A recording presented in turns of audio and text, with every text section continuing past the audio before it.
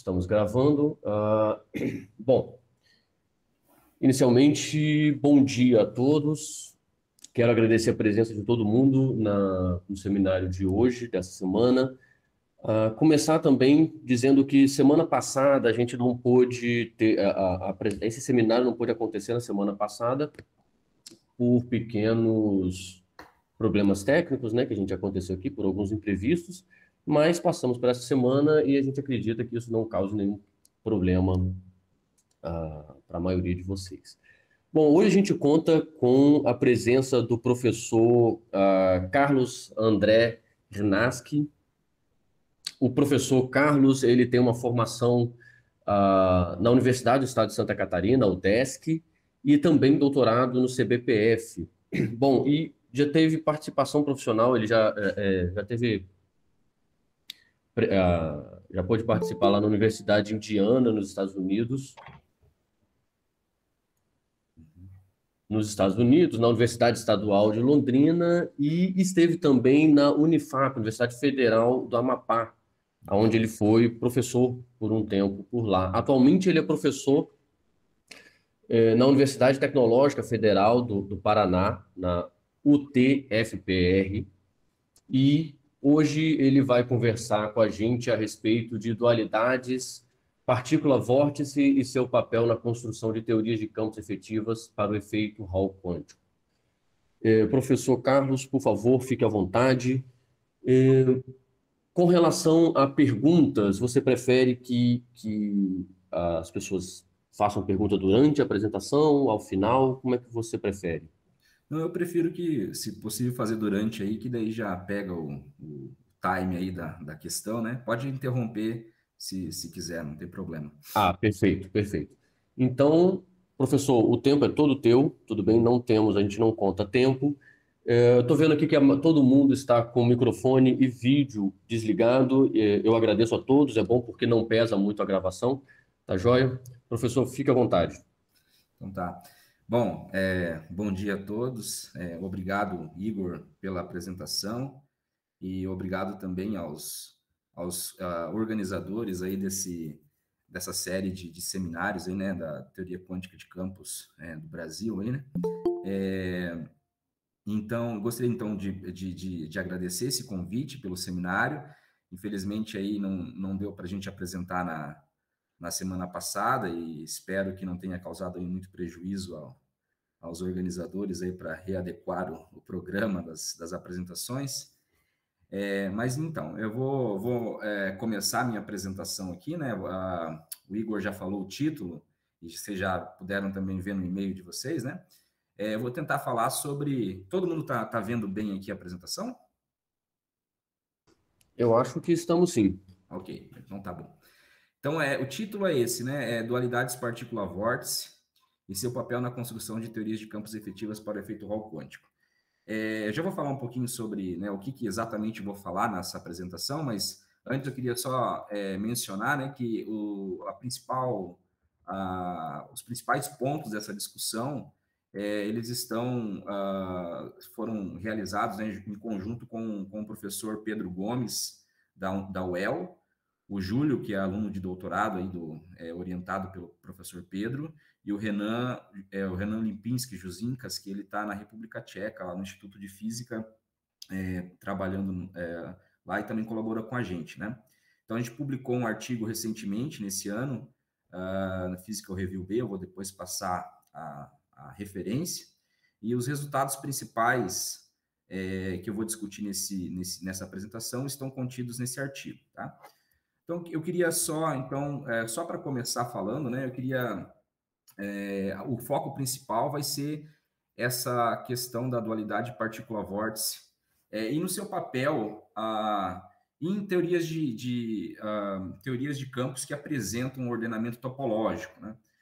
O foco principal aí, o modelo paradigmático onde a gente vai testar essas questões em teorias efetivas para o efeito Hall. Mas a gente acredita que muitas dessas construções e discussões são aplicadas em outros contextos, né, de outros sistemas que apresentam ordenamento topológico. Então, um outro ponto também que eu queria colocar é que, normalmente, eu chamo aqui de dualidade partícula-vórtice, mas deveria se entender, em muitas discussões, uma dualidade um pouco mais geral, que poderia ser dita como dualidade partícula-defeito topológico, né? De fato, eu vou discutir alguns fenômenos em baixa dimensionalidade, uma mais uma dimensão, duas mais uma dimensões, onde essa dualidade partícula-vórtice, ela se manifesta em uma mais uma dimensão como uma dualidade partícula-King, no fundo, né, que é o defeito topológico relevante de uma dimensão espacial. Em duas mais uma dimensões, aí, de fato, né, como a excitação do tipo partícula ali está relacionado com os defeitos topológicos são vórtices, né? Então a gente chama de dualidade partícula-vórtice. Inclusive, em mais dimensões, você também poderia tentar construir dualidades desse tipo, e aí seria a dualidade partícula-monopolo. Então, o título mais adequado talvez pudesse ser dualidades partícula-defeito topológico, mas soa melhor dualidades partícula-vórtice. Então, só gostaria de deixar claro esse ponto, né? Enfim, acho que talvez essas coisas fiquem um pouco mais claras durante a discussão. Bom, enfim, esse é o grupo que a gente colaborou, né? Eu estou na Universidade Tecnológica e Federal do Paraná, no campus aqui de Pato Branco, e vamos então começar a discussão. Então, a ideia principal do artigo que a gente publicou recentemente é de tentar usar essa dualidade partícula-vórtice para relacionar teorias efetivas de campos que são aparentemente distintas, que descrevem uma série de filling fractions para o efeito Hall, que é a série de Laughlin, e é bem sabido que as teorias de campos efetivas para descrever essa série de filling fractions envolve campos de calibre e termos de Chern-Simons em duas mais uma dimensões, né? Então, as teorias efetivas padrões aí, né, que se usa para descrever a fenomenologia do efeito Hall são teorias de Chern-Simons, basicamente em duas mais uma dimensões. Só que tem pequenas diferenças entre algumas teorias efetivas e estritamente, né, o caminho que se segue para obtê-las, e eu vou nesse seminário tentar discutir que algumas dessas teorias efetivas podem estar relacionadas por dualidades partícula-vórtice, ou seja, são descrições alternativas do mesmo fenômeno, e o que, digamos, o que envolve aí a identificação, e para você mostrar que elas são realmente equivalentes, você pode usar a dualidade partícula-vórtice. Então, assim, né, aqui eu vou começar discutindo uma possível rota, né, para a obtenção de teorias de campos efetivas para o efeito Hall, né? Então, como você pode obter esse tipo de teorias e depois eu vou tentar discutir como relacioná-las, né, teorias efetivas. Uma possível rota é você começar com graus de liberdades microscópicos em um sistema chamado sistema de fios quânticos. Por que se usa essa construção, né? A gente sabe que o efeito Hall, que é um sistema físico que tem uma complexidade na sua discussão por envolver fenômenos não perturbativos. Então, né, só para resumir rapidamente aí o que é o efeito Hall, você coloca, né, uma densidade alta de elétrons numa superfície bidimensional, uma superfície espacial bidimensional, você liga um campo magnético intenso perpendicular a essa superfície e você observa, né, dependendo aí da densidade de elétrons e da intensidade do campo magnético, uma série de fenômenos que são contra-intuitivos, ou seja, não são, a gente não esperaria simplesmente com os graus de liberdades iniciais, né, os graus de liberdades eletrônicos, que esses fenômenos pudessem aparecer. E, de fato, esse tipo de sistema, né, ele deu origem a uma área da física aí que a gente chama de fases topológicas da matéria, ou seja, esse tipo de sistema ele pode apresentar ordenamento topológico, né? A fase, o sistema ele pode se apresentar numa certa fase que não é classificada como usualmente por padrões de simetria, e mais por questões, números quânticos topológicos, né? O problema de você descrever isso, achar uma teoria, realmente um modelo de teoria de campos para descrever esse sistema, é que isso envolve uma densidade alta de elétrons e, portanto, efeitos não perturbativos, ou seja, forte acoplamento entre esses elétrons, né? E a gente, normalmente, em teoria de campos, a gente usa ferramentas perturbativas. Então, uma alternativa para tentar, digamos assim, contornar esse problema é você entender o sistema em duas dimensões espaciais como sendo uma série de fios unidimensionais. E você pensar que os elétrons, eles vivem nesses fios, eles podem tunelar de um fio para outro, de fato dando um caráter bidimensional depois para a fase. Qual que é a vantagem de fazer isso? É que em uma mais uma dimensão, que é onde esses fios aqui são definidos, né? O fio é uma dimensão espacial e você tem uma dimensão temporal, né? Então, você tem um conjunto de sistemas unidimensionais. E que em uma dimensão espacial você tem ferramentas não perturbativas bastante poderosas, como, por exemplo, a bosonização, que captura de maneira bastante prática ali, efeitos não perturbativos. Então, a ideia toda de usar esses sistemas de fios quânticos é você tratar um problema de duas dimensões como sendo um problema em uma dimensão, e aí você, como se fosse a outra dimensão, quem paga a conta é um índice interno aqui que o fermion agora ele vai carregar, né? Então, você vai definir fermions em fios, né? Então esse fermion, ele vai, além da coordenada espacial x, ele vai carregar um índice discreto y, que é basicamente o fio onde ele mora. Então, do ponto de vista aí do seu modelo, efetivamente o que você tem é um modelo em uma mais uma dimensão, né, com uma certa simetria interna que está associada aí com essa dimensão discretizada. E a vantagem disso, como eu falei, é você poder usar de maneira explícita várias ferramentas que estão disponíveis em uma dimensão espacial. Uma delas é a ferramenta de bosonização, que é você tem um mapa explícito entre esses graus de liberdade fermiônicos e campos bosônicos. E em termos da teoria bosônica, você consegue acessar vários efeitos não perturbativos, né? Que, enfim, você pode até pensar que essa constante de acoplamento, que eu já vou discutir aqui, ela é forte, e mesmo assim você tratar perturbativamente em termos dos graus de liberdade bosônicos.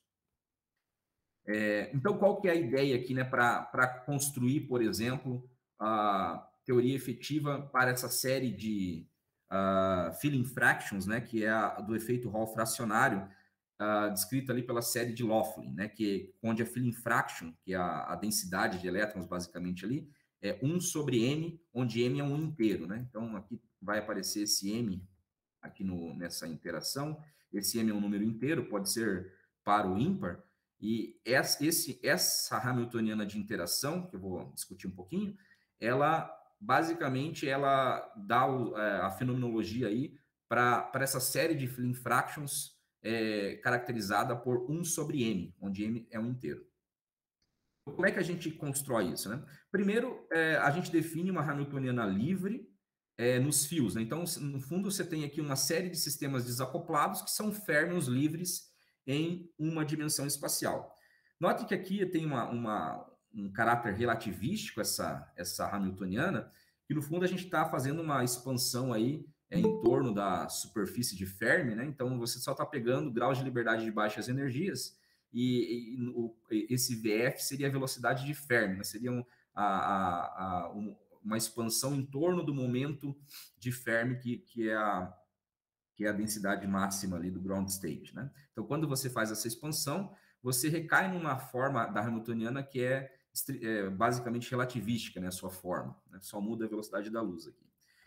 Além disso, a gente insere uma série de interações do tipo corrente-corrente, onde essa corrente dos fermions right-left, elas moram no mesmo fio, né? São definidas, a gente chama isso aqui esse tipo de interação corrente-corrente, de interação intrafio, que é dentro do fio. Não envolve fios paralelos, né? Fios vizinhos.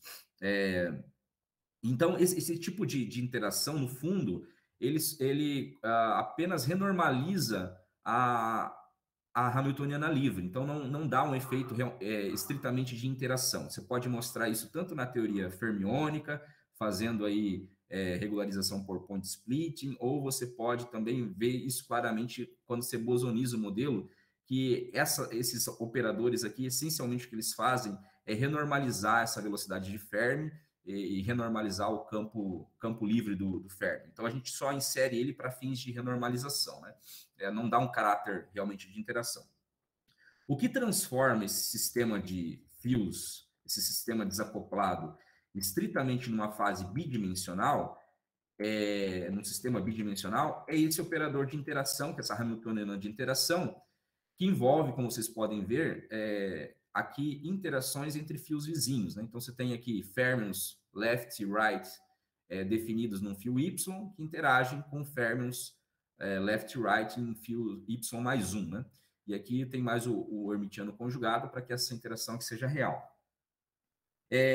Esse operador, eu não vou discutir assim com detalhes o porquê que ele descreve a fenomenologia do efeito Hall. Essa discussão aqui está nesse paper quem tiver interesse, né, de dar uma olhada no paper do Kane, do Lubensky, no Coped, e do Kane e do Tel, né, que assim, tem um PRL de 2002 e um PRB de 2014. Esse PRB é mais completo, né, com bastante revisão, né? O 2002 é a ideia original da ideia de fios quânticos aqui para descrever.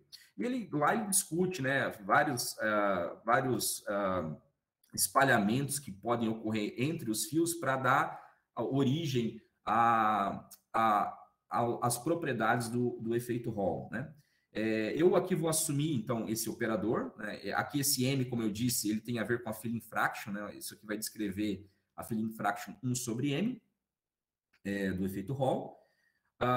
Um detalhe que você pode perceber aqui de maneira clara é que esse operador, no fundo, ele é altamente, do ponto de vista perturbativo, né?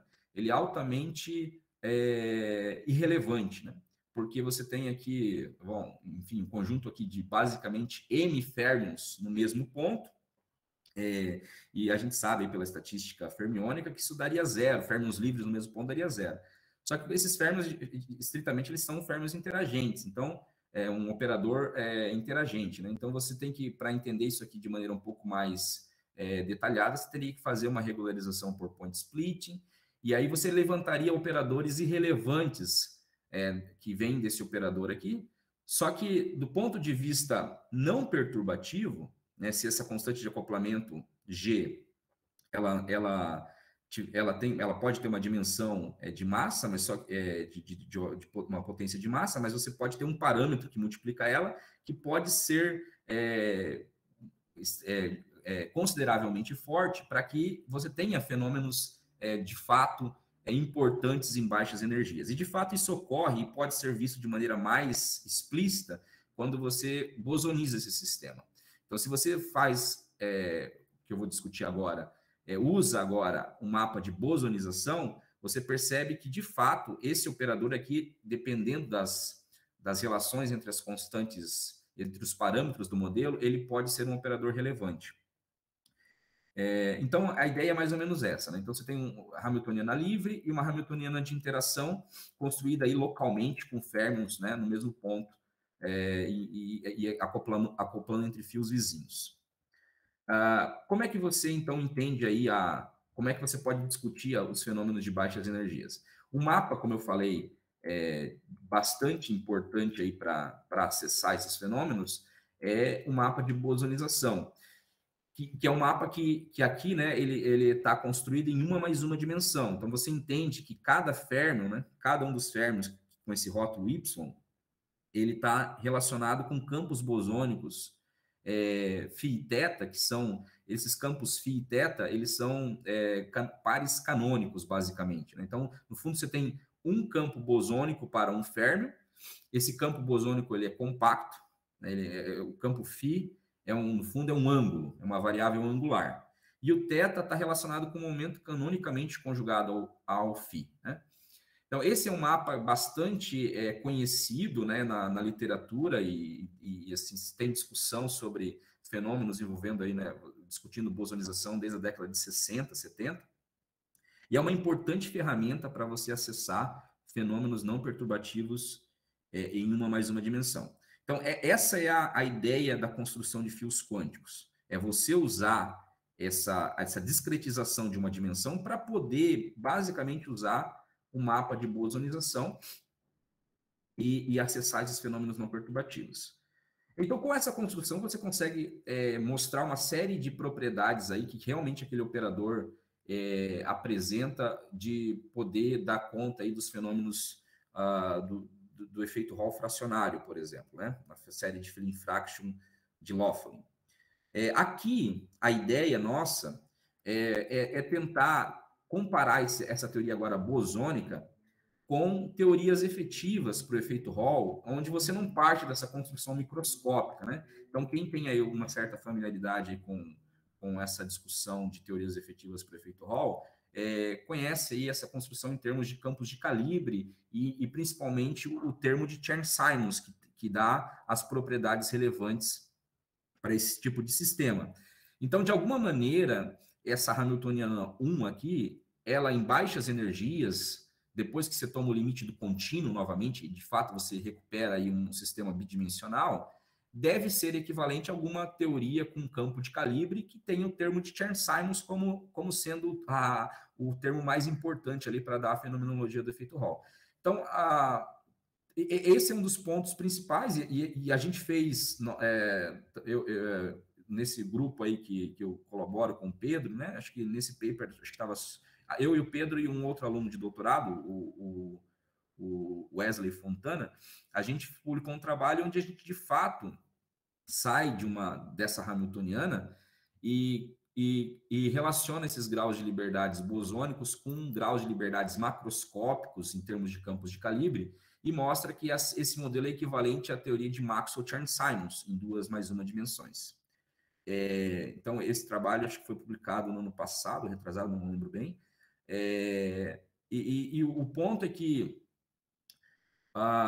tem um outro grupo aí que discutiu algo parecido, em que parte da mesma Hamiltoniana 1, basicamente, e traça uma outra rota e também chega numa teoria efetiva em baixas dimensões, em termos de campos de calibre, mas a rota que é traçada é um pouco distinta da que a gente fez, e a teoria que se obtém no final também é um pouco distinta, apesar de que elas, no fundo, são equivalentes, como eu vou discutir também aqui. Causou um pouco de discussão entre a gente, né, por como que essas coisas estariam relacionadas. Por que, no fundo, a gente tem prescrições distintas e a gente chega na mesma teoria efetiva. E o que a gente percebeu, né, com essa análise aí, isso foi o trabalho que a gente publicou esse ano, é que, de fato, essas prescrições envolvem um mapa, essa dualidade partícula-vórtice, como eu vou discutir mais para frente. Tá bom até aqui, pessoal, a velocidade? Estão conseguindo acompanhar aí? Ou estou falando muito rápido? Tem alguma Eu acho que está ótimo. Então tá, beleza. Qualquer coisa, vocês me interrompam aí. Bom, então a questão é essa, né? A gente reescreveu aquela teoria fermiônica usando esse mapa que a gente chama de mapa de bosonização. Esse campo φ é um campo bosônico, θ ele é um campo bosônico também, só que ele está relacionado aí com... Ele não tem uma relação de comutação trivial com o φ, está relacionado com o momento. E esse K aqui é um que a gente chama de fator de Klein, que ele dá o caráter fermiônico para fios distintos. Então, dentro do mesmo fio, só esse operador de vértice aqui, que a gente chama, né, em teoria conforme em 2 dimensões, dá o caráter fermiônico dentro do fio. Mas para relacionar fios distintos, você introduz esse fator de Klein, que ele, enfim, eu não vou entrar em detalhes, mas você acaba também recuperando o caráter fermiônico para fios vizinhos. Então, você obtém aqui uma teoria, é uma teoria típica em uma dimensão do tipo de Sine-Gordon, né, que tem aí termos cinéticos, né, que é a derivada do campo e o seu momento canonicamente conjugado, e um operador que dá uma espécie de gap aí, né, um cosseno, é um operador cosseno. Esse delta aqui, pessoal, ele tem um papel, né, de uma derivada do φ na direção y. Né? Aqui, no fundo, é a diferença, né, do φ. Acho que eu não coloquei aqui, não escrevi, mas deixa eu só escrever rapidamente aqui para vocês perceberem. Esse delta y de φy, ele é basicamente o φ de y mais 1 menos o φ de y. Então, ele é um operador que toma a diferença dos fios. Né? Quando você tomar o limite do contínuo, ele vai virar uma derivada em y. Então, vocês já começam a perceber uma emergência de uma estrutura bidimensional. Né? Quando você tomar o limite do contínuo e de forte acoplamento, você pode expandir basicamente esse cosseno, quando ele for relevante. Isso aqui vai se tornar a derivada em y, que vai juntar com essa derivada em x aqui para dar a derivada bidimensional, né? E esse dx θ seria a derivada temporal do φ, porque ele é um momento canonicamente conjugado, e se recuperaria basicamente aí o operador cinético desse campo φ. E ele tem esse termo aqui que é o θ, que aparece explicitamente, que dá um gap para esse grau de liberdade, né? Como a gente vai ver. O que é interessante também notar aqui é que vocês percebam que, de fato, o que é o momento canonicamente conjugado ao φ é o dx θ. Então, dessa forma como essa teoria 1 está aparecendo, essa teoria ela não local, né? Porque ela envolve aqui o φ e a integral do momento, né? Se você percebeu, aqui você tem o θ, que é a integral em x do momento. Isso aqui, dx θ é o momento.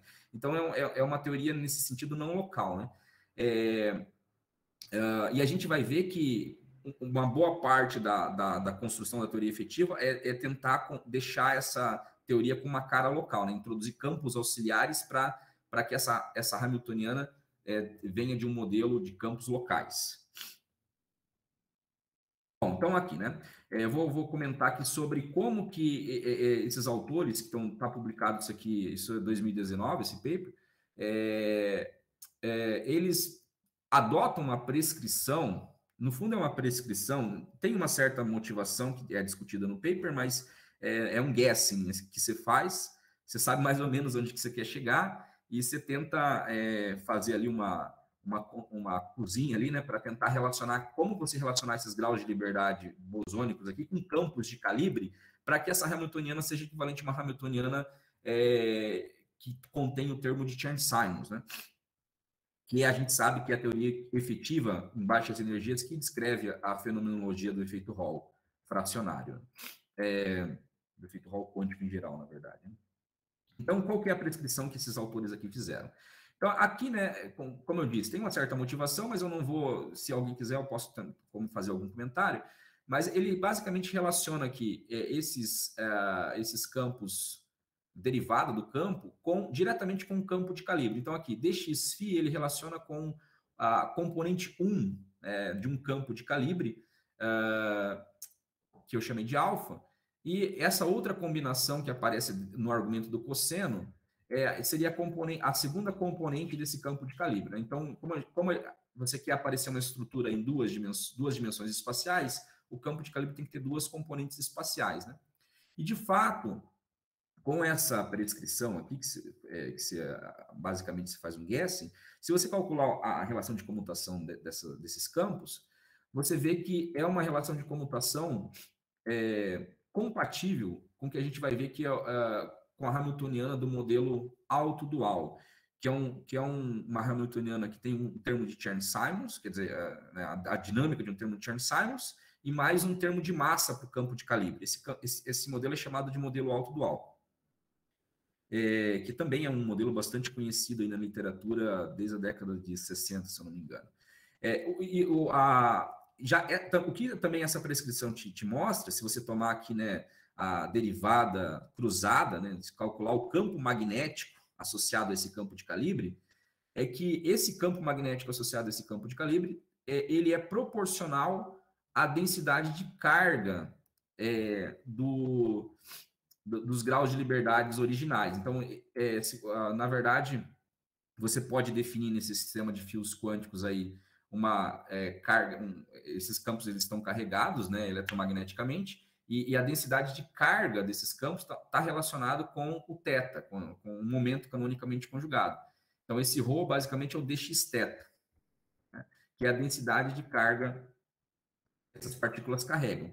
Então, esta relação entre campo magnético e carga é o que a gente costuma chamar de flux attachment, né? O acoplamento de fluxo, que onde tem uma carguinha desses campos bosônicos φ, está colado um fluxo magnético sobre ela. Então, tem uma relação entre fluxo dado pelo campo magnético e densidade de carga. Então, essas carguinhas, elas ficam perambulando ali em duas dimensões e colado nelas tem um fluxo magnético.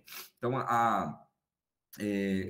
isso é um efeito típico de interação desses campos φ com o termo de Chern-Simons. A gente conhece isso, sabe que em duas dimensões, se você acoplar campos escalares, né, complexos com um termo de Chern-Simons, né, como se fosse uma QED, só que ao invés de ter o termo de Maxwell, você coloca um termo de Chern-Simons, você tem algumas propriedades interessantes, como essas partículas elas podem carregar a estatística fracionária e carga fracionária, e o que muda a estatística da partícula é basicamente esses fluxos magnéticos que elas carregam junto com elas, né?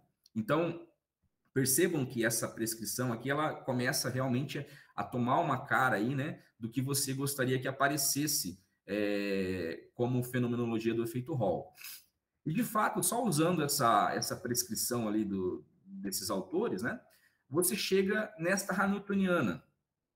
Ela, como eu disse para vocês, ela tem aqui, né, o campo magnético, que tem a parte dinâmica, digamos assim, e um termo de massa, né, que seria o alfa ao quadrado. Se você escrever a lagrangiana associada a esta hamiltoniana, usando aqui as relações de comutação, você chega realmente eu não escrevi aqui, mas poderia ter escrito, numa ação que contém o termo de Chern-Simons e um termo, vou colocar assim de maneira esquemática, né? Mas basicamente você tem isso aqui, né? Uma ação que tem o termo de Chern-Simons mais um termo quadrático, né? Com parâmetros aqui na frente relacionados com esses parâmetros que estão aqui. Então, esse modelo aqui é o chamado modelo autodual. A motivação para ele ser chamado de autodual enfim, é porque o field strength, se você calcula a equação de movimento, está relacionado com o próprio A e você tem essa característica de autodualidade que você pode discutir nesse modelo. Eu não vou entrar nesses detalhes, mas, enfim, quem tiver interessado, tem uma discussão do Jacques, deixa eu ver se eu coloquei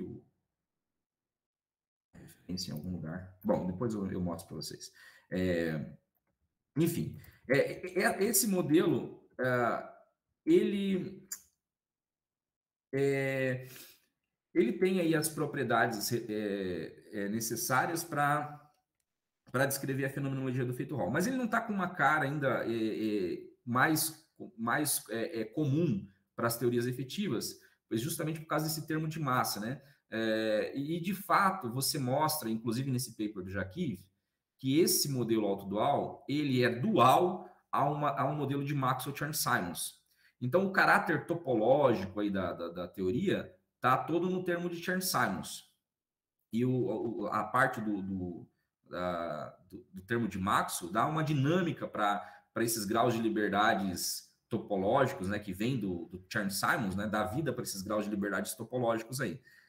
Só que o que é relevante mesmo é o termo de Chern-Simons. De fato, esse termo de Chern-Simons que aparece no modelo autodual, ele não é exatamente o modelo, o termo de Chern-Simons do modelo Maxwell-Chern-Simons, do modelo de Maxwell-Chern-Simons. Os campos de calibre, eles têm uma relação direta um com o outro, né, com um coeficiente de proporcionalidade, que no fundo o que você pode dizer é que nesse modelo autodual, ele tanto pode apresentar excitações locais do campo e excitações topológicas, que vêm dos vórtices que podem aparecer devido ao caráter aqui, ao caráter compacto do campo de calibre. Então, esse campo de calibre, esse modelo ele pode tanto ter excitações locais como excitações topológicas do tipo vórtice. E aqui nesse sistema, os vórtices desse modelo estariam associados diretamente com as partículas. Deixa eu só pensar. Não, com as quase partículas do sistema original. Então, a gente sabe que no efeito Hall, a gente tem os elétrons, né, que são os graus de liberdades microscópicos, só que quando você vai, quando se forma ali a fase Hall, você pode ter situações de quase partículas que têm estatística e carga fracionária.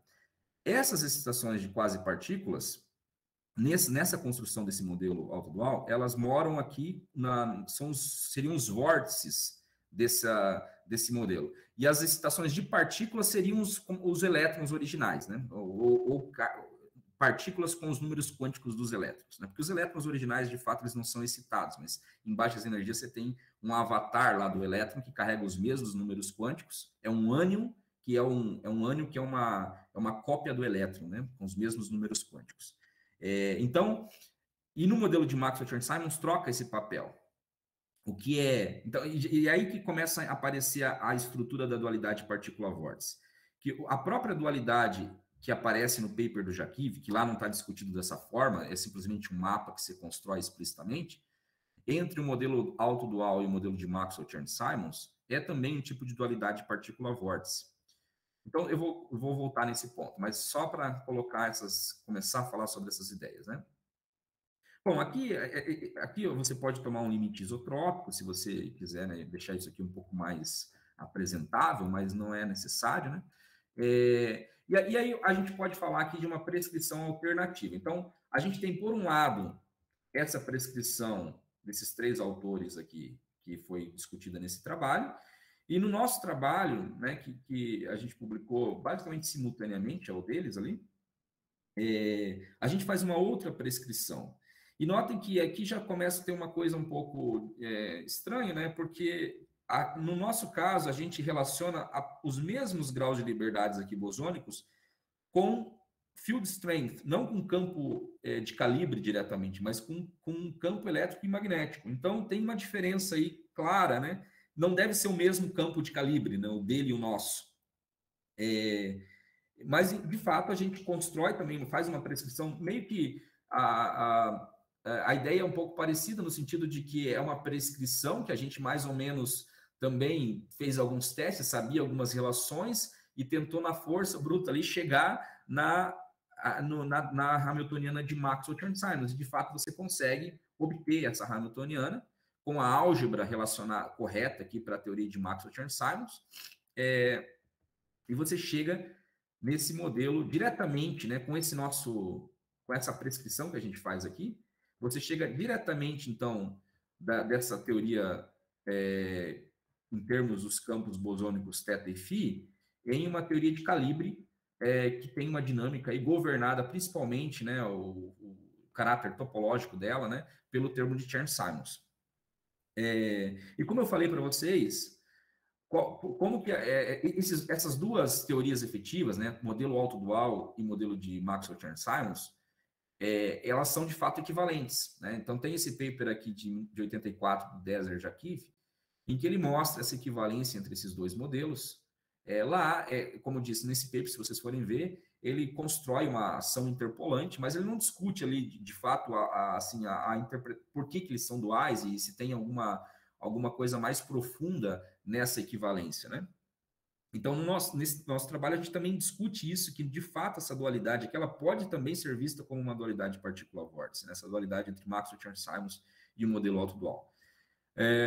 Então, o que eu discuti nessa parte aqui, né, como uma possibilidade, né, pode ter outras, mas uma possibilidade de você sair de uma teoria microscópica para o efeito Hall, lá você começa com os graus de liberdades eletrônicos, de fato, e você chega numa teoria efetiva de baixas energias, que é descrita em termos de campo de calibres emergentes, né?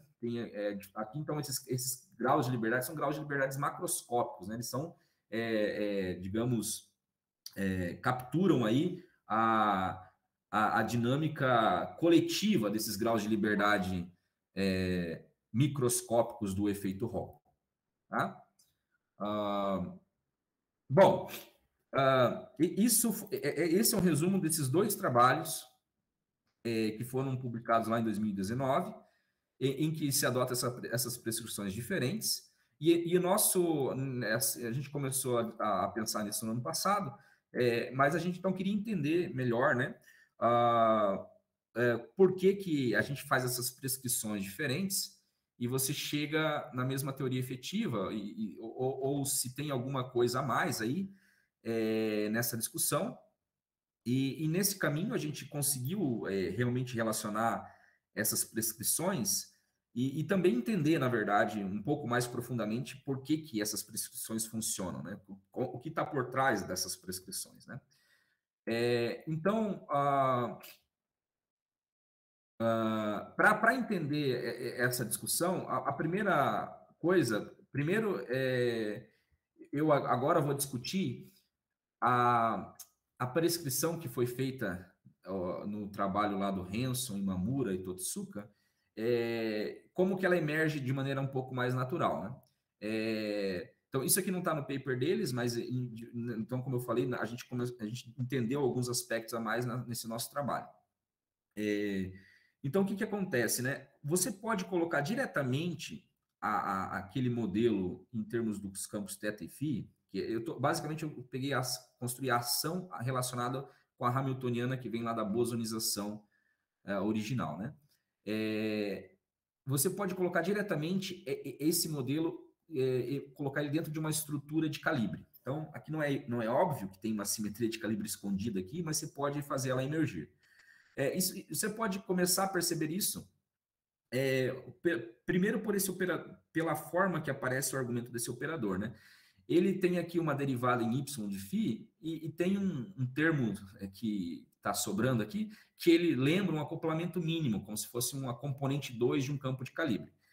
Esse campo de calibre ele está relacionado diretamente com os graus de liberdade do próprio campo original. Isso é típico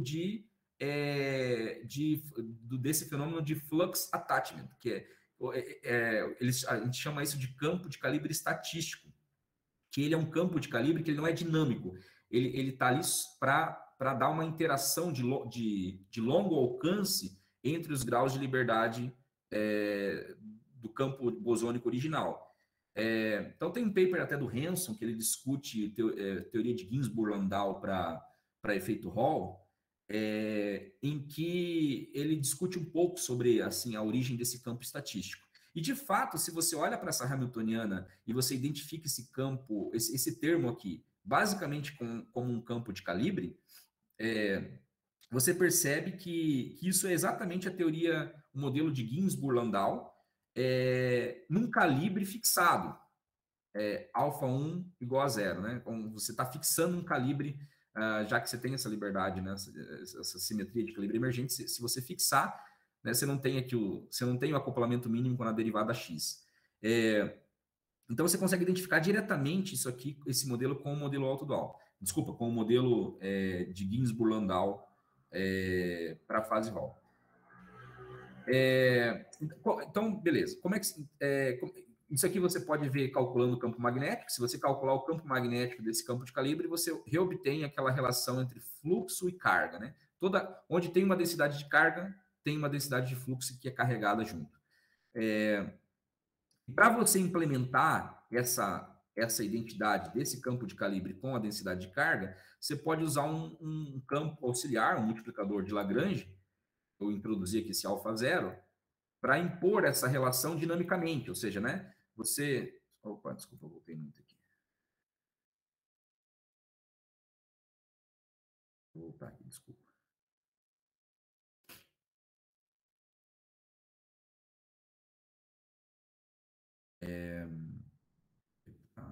Aqui, né?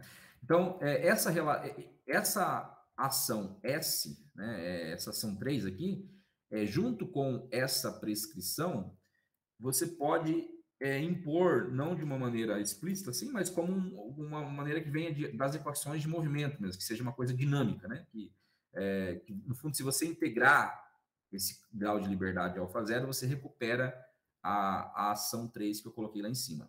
Então, aqui o que eu introduzi aqui, né, nessa ação 5, é basicamente aquela prescrição que eu coloquei lá em cima, esse alfa 2 mais m, s teta, é essa identificação que eu quero fazer entre os campos, e para isso eu uso um campo auxiliar, que é um multiplicador de Lagrange, no fundo. Né? Então, se você integra esse cara, aqui você impõe esse vínculo, que o alfa 2 é igual a teta, que aparece aqui, e esse termo some, e aí você recupera aquela ação lá de cima. E aqui você começa a perceber a emergência realmente de uma estrutura de calibre, né? Você tem aqui um acoplamento mínimo, como eu falei, de y φ menos A2, e aqui você tem um pedaço já do termo de Chern-Simons, se você perceber, dx alfa 0, alfa 2, é um pedaço do termo de Chern-Simons, e aqui você tem um acoplamento mínimo também né, entre a parte temporal, ali, né, o dx θ está acoplado com alfa 0. De fato, né, se você restaurar o calibre lá, que eu falei que era no calibre alfa 1 igual a 0, se você restaura toda a simetria de calibre, você obtém essa ação 6, que é basicamente um campo, no fundo, ele é você pode pensar nessa ação como sendo o limite já de baixas energias de uma teoria com campo escalar complexo, acoplado minimamente com um campo de calibre, esse alfa 0, alfa 1, alfa 2, tem um termo de Chern-Simons para ele, e aí você toma um limite de baixas energias na fase de Higgs. Então, esse modelo aqui, né, é o modelo de Higgs abeliano, basicamente, e se você tiver na fase de Higgs desse modelo, você pode, em baixas energias, mandando a massa do módulo de φ lá, né, da parte, o φ ele vai ter a parte do módulo e a fase, né? Então, o campo escalar complexo. Esse φ seria a fase do campo escalar complexo. Seria como se fosse o bóson de Goldstone, né, que ele é absorvido pelo campo de calibre para dar massa para o campo de calibre, né? A ideia do mecanismo de Higgs. De fato, se você olhar para cá, né, esses termos aparecem aqui nos parênteses, eles são todos invariantes de calibre, e isso você tem realmente um grau de liberdade apenas bosônico φ, que você pode fixar, inclusive ele igual a 0, né, chamado calibre unitário. E nesse calibre unitário, você vai ver que isso aqui vai dar origem a um termo quadrático para o A, que é a massa do campo de calibre. E aí você obtém realmente a teoria autodual, que é Chern-Simons mais um termo de massa para o campo de calibre, né, nesse calibre unitário. Então, Carlos, Oi? Desculpa, eu posso ter me perdido um pouco aqui no raciocínio, mas de forma simples, você introduziu o multiplicador de lá em cima para quê? O alfa zero, isso, para qual impor... é Pode perguntar. Isso. A pergunta é basicamente essa. Qual é a condição que você está impondo e para que você precisa dela? Para mim não ficou muito claro. Tudo bem. Vou voltar aqui. No fundo é isso aqui, ó. Eu tenho essa ação, que ela é a ação que vem lá diretamente quando você escreve aquele modelo fermiônico e bosoniza ele. Aí você tem essa ação aqui em termos de θ e φ. Só que o que a gente notou, né, analisando um pouco essa ação, é que ela pode ser identificada como um modelo que tem um campo, uma simetria de calibre, tem um campo de calibre aí, que é um campo de calibre estatístico, que ele é construído diretamente em termos dos graus de liberdade de matéria. Então, no fundo, se você impõe, no fundo, acaba, né, assumindo, né, que essa campo de calibre alfa 2 aqui, essa componente, é igual a esse grau de liberdade de matéria, isso é equivalente ao acoplamento de fluxo-carga, né? Então, cada carga carrega uma unidade de fluxo. E esse vínculo aqui, ele não está presente na ação, mas você pode fazer, no fundo, obter uma ação equivalente a essa com um certo campo de calibre, em que esse vínculo ele aparece como uma condição que vem diretamente da dinâmica do modelo. Não precisa impor explicitamente, como eu coloquei aqui na mão na equação 4. Então, o que eu quero dizer é isso, que esta ação 5 aqui, ó, ela é equivalente à ação 3 se você introduz esse campo auxiliar. Esse campo auxiliar, ele no fundo, ele impõe esse vínculo. Tá vendo? Ah, entendi. Então, se você pegar, o que eu quero dizer é que esta ação com este vínculo é equivalente a esta ação aqui Claro, com esse agora eu campo entendi bem. auxiliar, tá Ok, claro? Então, basicamente, se você integrar esse alfa zero, você vai recuperar aquilo que está lá em cima. Tudo bem? entendi, obrigado. Entendi sim, Tá, obrigado. então tranquilo. Então, no fundo, então eu quero dizer assim, né, que essa construção, ela justifica a prescrição feita lá naquele paper do, do Hanson, né, que eu comentei com vocês, que de fato, né, você está aqui, ó, no fundo é como se a identificação que eles fazem deixa eu tentar, não sei se eu vou conseguir rastrear exatamente, mas basicamente a prescrição que eles fazem é como se fosse uma escolha de calibre específica nessa teoria com essa simetria maior. Então, a prescrição deles pode até ser mudada um pouco, porque ela é válida num certo calibre, que se eu não me engano, acho que é o calibre alfa 0 igual a 0, não lembro muito bem, acho que é isso, alfa 0 igual a 0. Então, se você fixa esse calibre dessa forma, você reobtém a prescrição que eles colocam. Mas a ênfase que eu quero dar é que, na verdade, não precisa fazer nenhuma prescrição. Esse modelo ele já é um modelo autodual disfarçado. Você pode fazer rastrear essa simetria de calibre que está escondida aqui nesse modelo 3. Né? Então, o modelo autodual, ele naturalmente, você obtém ele naturalmente vindo ali da teoria microscópica depois de fazer a bosonização. Então, de certa forma, isso para a gente justifica a prescrição que eles fazem, né? Ok. Então, se você aqui né, o comentário que eu falei, né, que esse modelo ele basicamente é um modelo de Higgs abeliano na fase de Higgs, né? Só que no lugar do termo de Maxwell é o termo de Chern-Simons. Se você fizer o φ igual a 0, você tem um modelo autodual.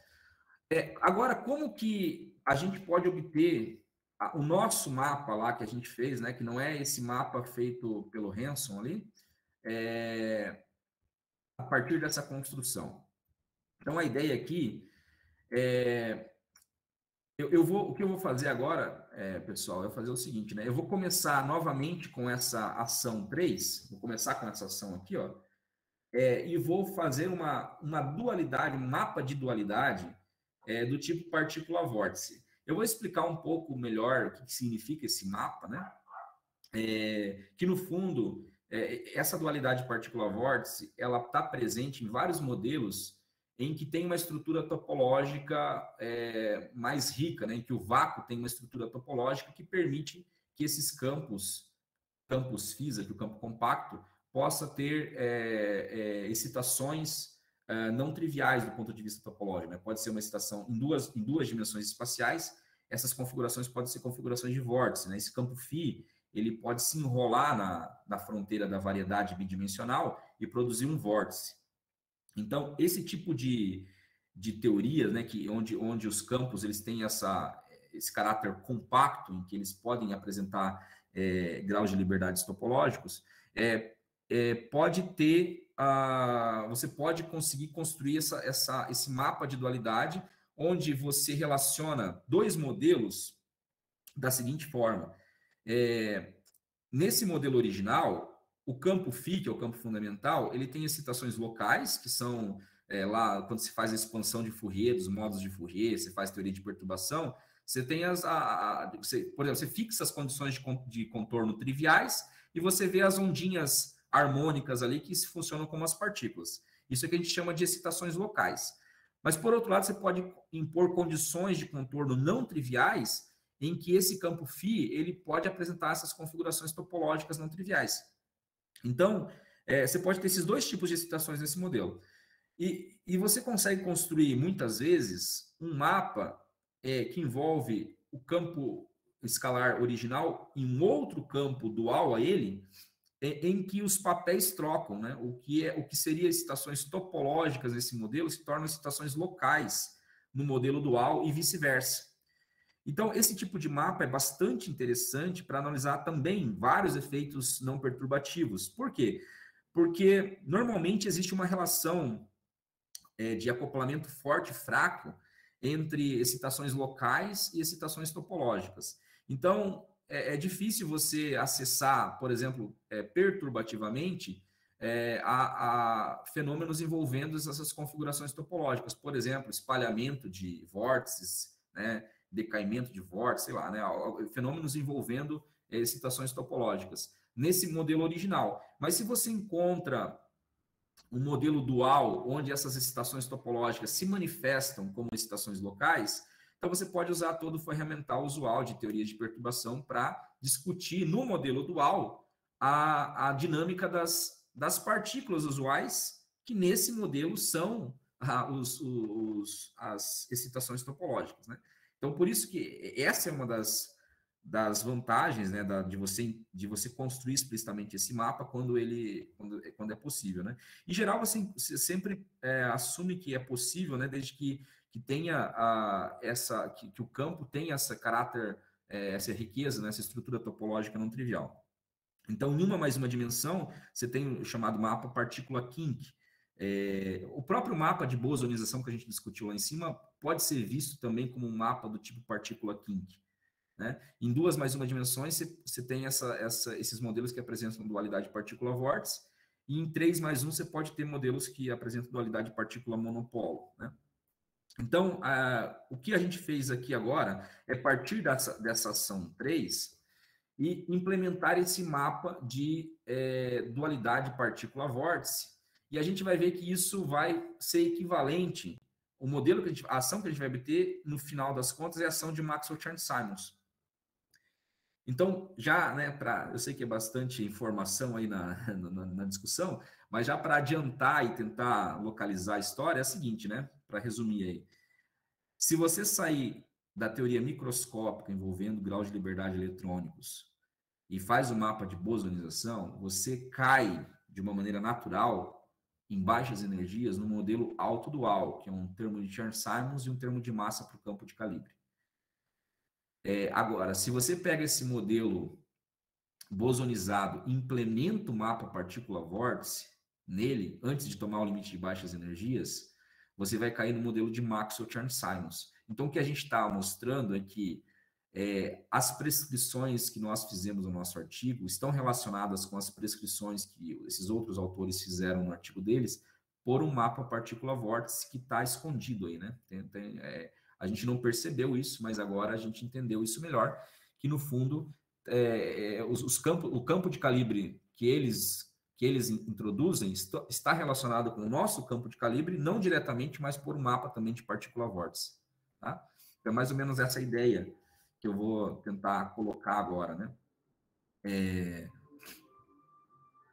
Ok. Então, eu vou tentar, né, colocar algumas coisas sobre a dualidade partícula-vórtice. Primeiro, eu vou reescrever aquela ação lá bosônica, né? Aqui não tem nenhum campo de calibre, como vocês podem perceber. Está a letra um pouco esquisita, inclusive, né? Mas eu só não coloquei num calibre diferente, tá? Lá eu estava trabalhando no calibre alfa 1 igual a 0, aqui eu vou usar um calibre diferente, que é mais direto aqui analisar as estruturas nesse calibre alfa 2 igual a 0, mas nada mais é do que uma escolha de calibre. Então, é a mesma ação original, só que num calibre diferente.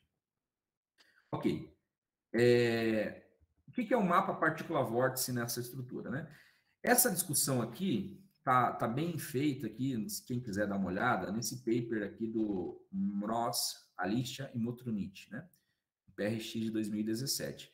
Então, esses autores aqui, eles discutem várias dualidades que aparecem em diversos modelos aí em 2 dimensões, usando a estrutura de fios quânticos lá do Kane, só que discutindo de maneira detalhada como você pode usar a dualidade partícula-vórtice nesses sistemas, né? Em que consiste essa dualidade?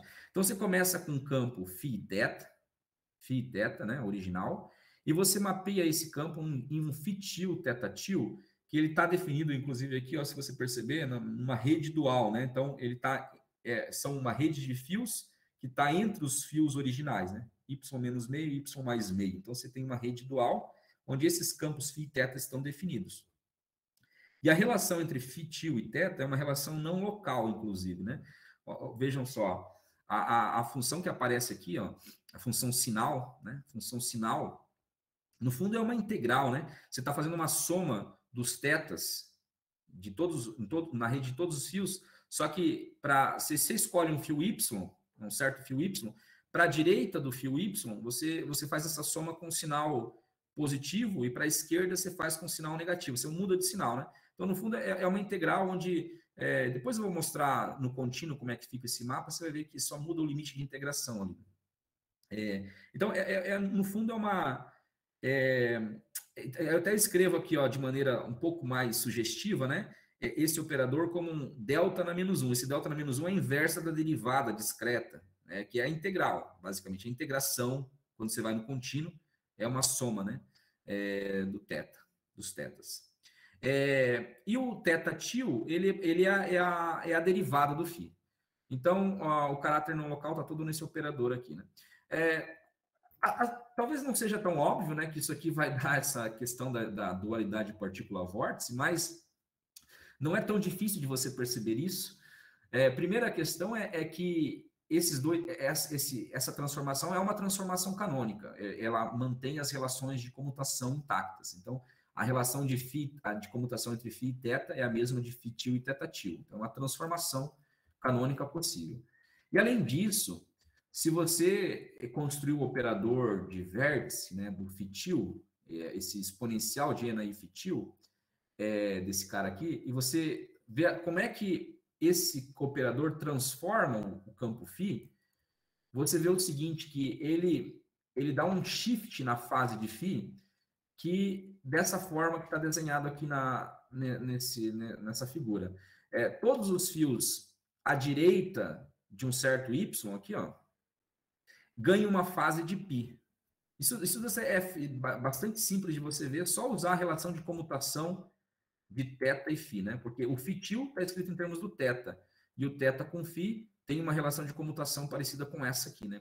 Envolvendo uma delta de Dirac, uma delta discreta de Kronecker aqui, né? E uma função step, tá? Então, se você usa essa relação de comutação, você percebe que esse operador ele faz isso aqui, que eu desenhei aqui, ó. Primeiro assim, né? Você separa fios à direita de y e à esquerda de y, eles ganham uma fase diferente, de π e menos π. E também tem uma questão aqui ao longo de x, né? Para cima aqui, na verdade, essa fase só é efetiva para x maior do que x' maior do que x. Para um x' menor do que x, não tem nenhuma mudança de fase. Como eu disse, não é difícil de você ver isso, só olhar para essa relação de comutação, né? Você percebe aqui que tem a função sinal, que dá as diferenças aqui entre os fios, e a função step, que dá esse caráter ao longo do fio, né? Tá. Então, assim, né? Isso aqui, como o fio é um campo compacto, introduz essa diferença de fase, introduz uma linha de corte aqui entre o y e o y mais 1. Então, de fato, aqui ó, tem uma descontinuidade no φ, né? De menos π para π, que possibilita a construção de um vórtice, né, de φ, onde ele vai de menos π até π, e você identifica esses dois pontos. Então, você tem uma configuração suave, que no fundo é um vórtice, né? Enfim, não é tão óbvio, mas se você pensar um pouco, você chega nessa construção.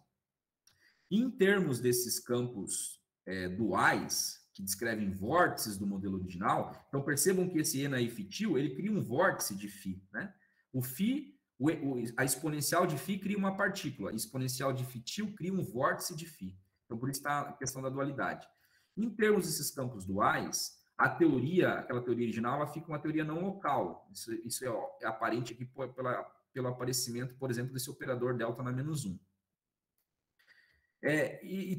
Não é também tão cristalino aqui, olhando para isso aqui, mas essa teoria não local, você também pode obter ela a partir de uma teoria local, que é essa aqui, né? Então, isso é um pouco de guessing aí que você tem que fazer e tentar realmente fazer parecer essas estruturas, mas o que a gente mostrou é que essa ação ali de cima, ela pode ser escrita em termos de uma ação com campos locais, campos A0, A1, e o A2 aqui está fixado A2 igual a 0, mas A0 e A1, em que todos os termos aqui são locais. E as estruturas que aparecem aqui são as seguintes. Você tem um termo de Chern-Simons, no calibre A2 igual a 0, e você tem pedaços aqui, ó, dos termos de Maxwell. Isso aqui é a derivada Y do A0, que seria basicamente um pedaço do campo de calibre EY, e aqui você tem um pedaço do campo magnético também. Né? Então, enfim, isso aqui é uma teoria local, tá um pouco esquisita, mas você pode melhorar a cara dela, que se você integrar o A0 e o A1, você recai novamente nessa teoria aqui de cima. Então, assim, para realmente provar que essas duas coisas são equivalentes, você tem que integrar em A0 e A1. Os parâmetros aqui são relacionados com os parâmetros da teoria original. Então, se você toma o limite do contínuo e integra esse θ-til e φ-til, se você integra fora, ao invés de integrar os campos de calibre, num certo limite aqui, você consegue integrar θ-til e φ-til, você obtém a teoria de Maxwell-Chern-Simons. Então, o modelo de Maxwell-Chern-Simons, a gente pode entender ele como emergindo aquele modelo original via dualidade partícula-vórtice e depois tomando o limite de forte acoplamento e o limite de contínuo. Então, a gente aqui consegue, então, só resumir, né? Essa parte aqui da apresentação, o que eu tentei discutir é que as prescrições que a gente fez nos trabalhos lá, nos dois trabalhos originais, elas podem ser entendidas como vindo naturalmente.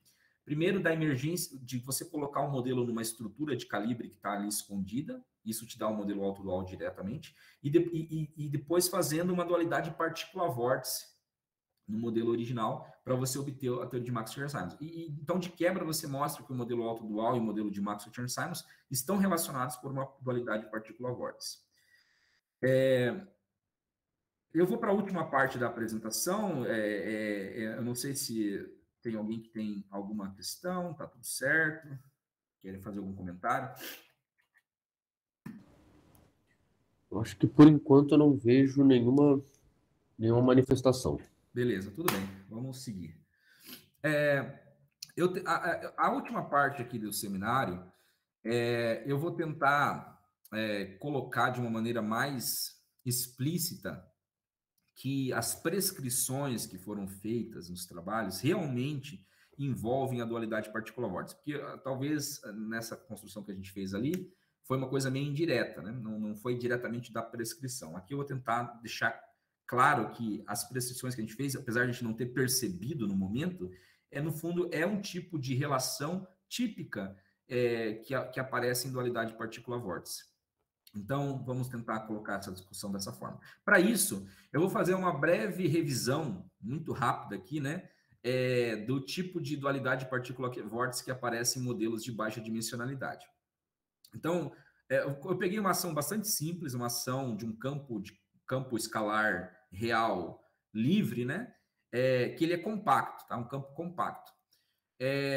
Em uma mais uma dimensão, né, você pode parametrizar o espaço de fase em termos do campo φ e do seu par canonicamente conjugado, que seria o dx-θ,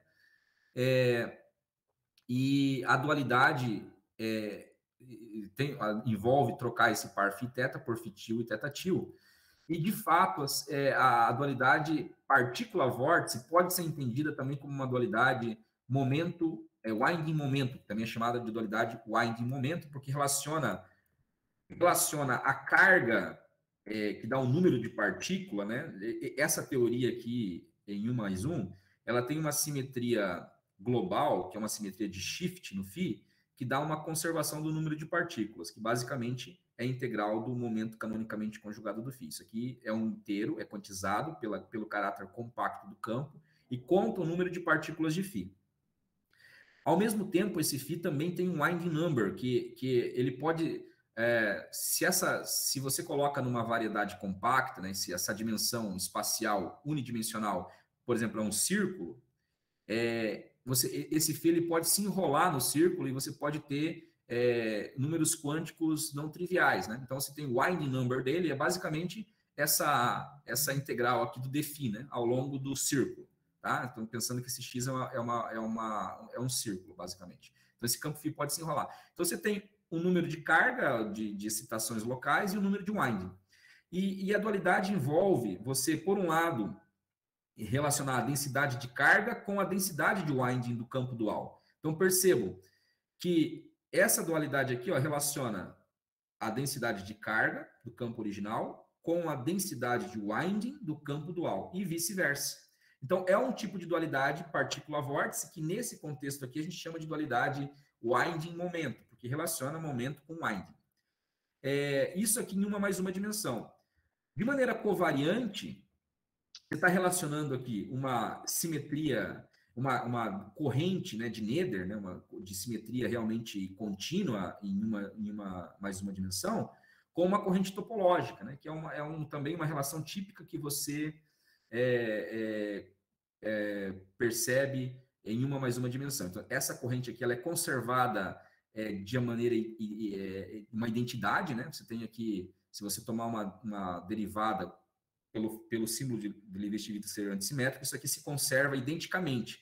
Ao passo que do lado esquerdo, essa corrente de Nether, ela é conservada dinamicamente. Então, esse é um outro aspecto dessas dualidades. Normalmente, a equação de movimento do campo original é uma identidade topológica, né, no campo dual. Então, isso aqui é uma coisa bastante conhecida em 1 mais 1. Em 2 mais 1, em 2 mais 1 dimensões, você também pode construir algo parecido. Só que aqui é um pouco mais intrincado aqui o que acontece, né? Que aqui o winding, deixa eu ver se eu escrevi, não escrevi explicitamente, mas a corrente, aqui o número de winding está relacionado com o número de vorticidade do φ. Então, envolve o epsilon de Leibniz, está aqui embaixo, né? Aqui, ó. Você tem esta corrente de winding que envolve o epsilon de Leibniz com 3 índices. Para essa corrente de winding estar relacionado com uma corrente de Nether, digamos assim, você tem que ter uma corrente com 2 índices vetoriais antissimétricos. Isso aqui a gente chama de dois forma simetria de dois formas symmetry, né?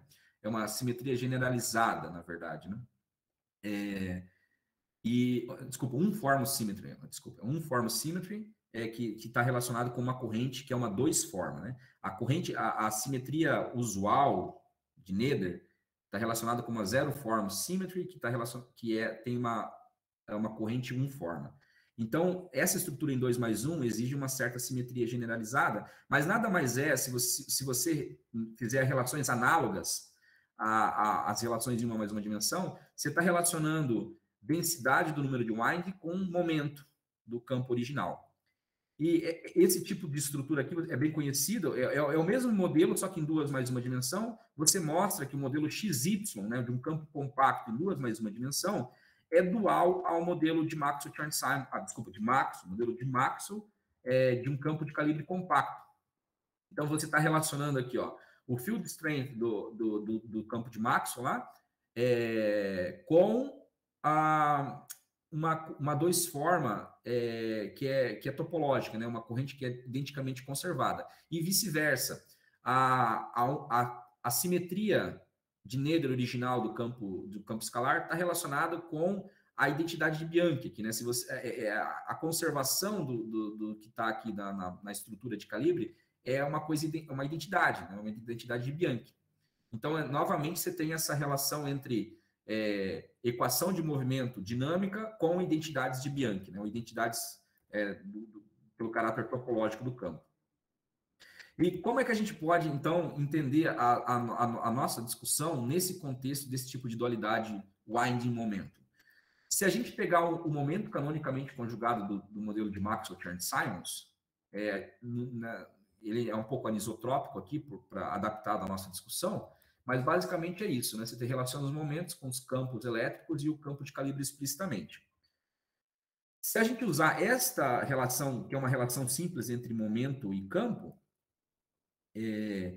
e usar as prescrições que a gente fez relacionando campos de calibre com os graus de liberdade bosônicos originais, a gente percebe que as nossas prescrições lá, elas nada mais são do que um tipo de dualidade winding momentum, que é uma generalização dessa dualidade do campo escalar livre, porque no nosso caso o campo escalar não está livre, ele está acoplado com o termo de Chern-Simons, não aparece só o momento, aparece também um pedaço do próprio campo de calibre aqui, né? E de fato, isso fica mais explícito, essa construção 6, se você colocar numa forma covariante. Então, essa forma covariante daquelas relações diz o seguinte, ó, que o campo escalar compacto original, ele está uma corrente de winding dele está relacionado com o objeto que vem das equações de movimento da teoria de Maxwell-Chern-Simons. Se você obter as equações de movimento da teoria de Maxwell-Chern-Simons, basicamente é o divergente desse lado esquerdo. Então, isso aqui é uma equação dinâmica. E, por outro lado, isso é uma identidade no modelo original, no modelo de campo bosônico original. De outra forma, se você inverter essa relação, né, simplesmente aqui sanduichando com o epsilon dos dois lados, e passando esse A para o outro lado, e aí ele vira um outro campo de calibre estatístico, porque tem uma relação entre os campos de calibre de Maxwell-Chern-Simons e o campo de calibre da teoria autodual, você obtém esta relação aqui, ó, que desse lado você tem a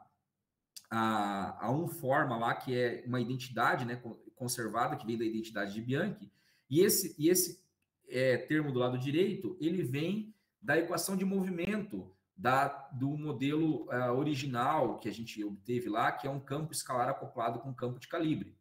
Então, a gente percebe que a prescrição que a gente obteve realmente é uma prescrição desse tipo aqui, 6, que nada mais é do que uma dualidade winding-momento, né?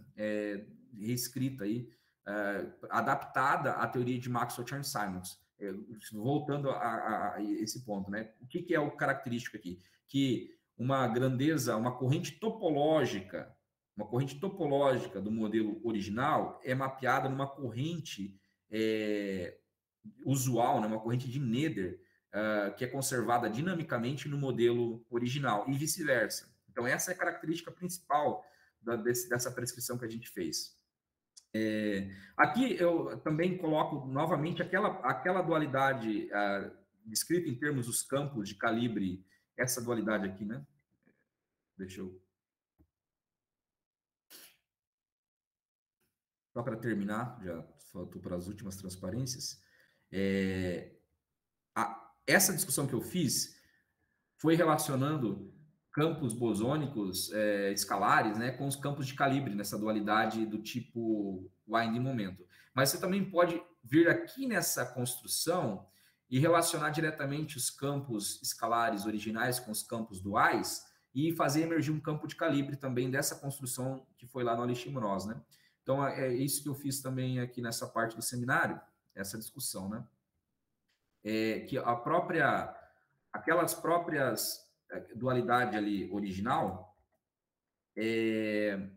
você pode identificar como uma dualidade winding momento. Aqui, se você tomar a derivada dos dois lados daquela relação, você relaciona de alguma maneira que isso aqui tem a ver com a corrente de winding, isso aqui com o momento do campo que está relacionado com o dx-θ. De fato, esse operador aqui, você consegue construir ele como basicamente o rotacional do gradiente, com uma derivada aqui, que é uma derivada que vê a descontinuidade do campo φ, ela ignora a descontinuidade do campo φ, né? É uma derivada módulo 2π, que tem essa questão da compacticidade. Então, aquele mapa lá do Alexandre, você pode colocar desta forma aqui, que relaciona momento com uma singularidade, né, do campo φ. Isso aqui é o gradiente do rotacional do φ, que se ele existir, você tem um vórtice ali no campo, né? Então, é um tipo de dualidade winding momento também. Então, como é que você consegue fazer emergir os campos de calibre? Definindo aí campo AI com a divergente do campo do momento, você mostra que, no fundo, a dualidade que eu coloquei lá em termos dos campos escalares pode ser reescrita em termos da dualidade de campos escalares com campos de calibre, né? que é a prescrição que a gente obteve no nosso artigo.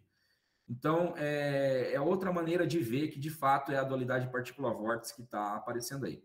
E como últimas transparências, acho que já está, bom, já está realmente já bastante tempo, né?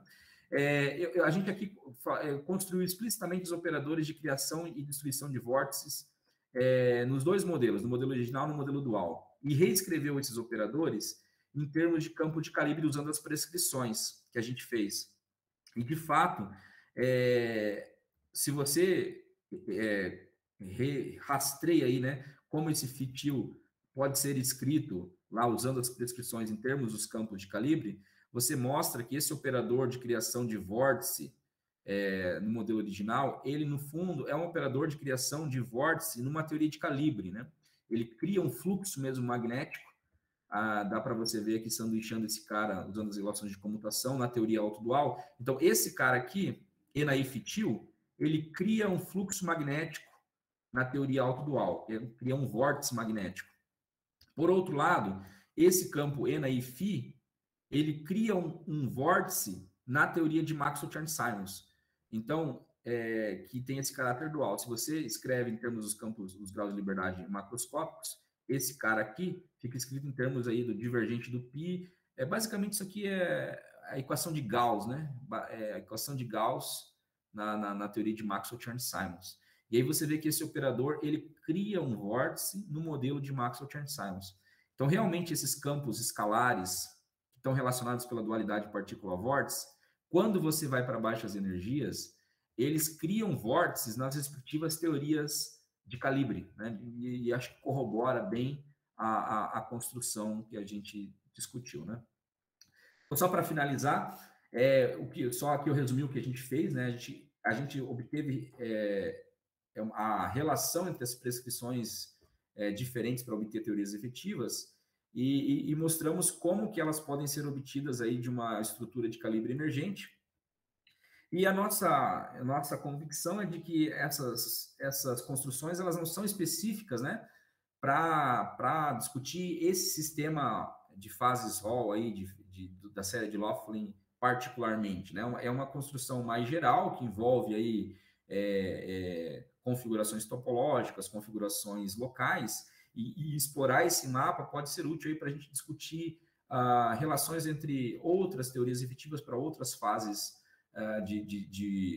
que apresentam ordenamento topológico, né? Em particular, fases não abelianas, né? Como que a gente discutiu aqui, só fases abelianas, mas você tem filling fractions, né? Por exemplo, a filling fraction aí, da fase de Moore-Reed, né? do efeito Hall, ela tem ânions não abelianos e a sua teoria efetiva é descrita em termos de Chern-Simons não abeliano. Então, é interessante tentar construir também nesse contexto aí de como partir de uma teoria microscópica para teorias efetivas e obter a teoria efetiva com Chern-Simons não abeliano. Então, esse tipo de coisa também a gente está interessado. Né? Então, seria isso, pessoal.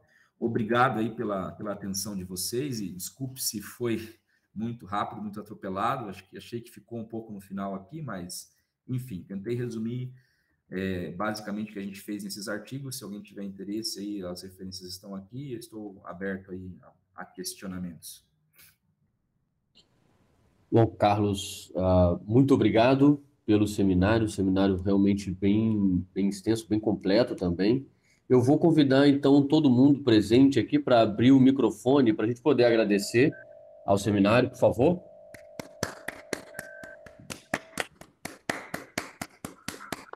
Obrigado.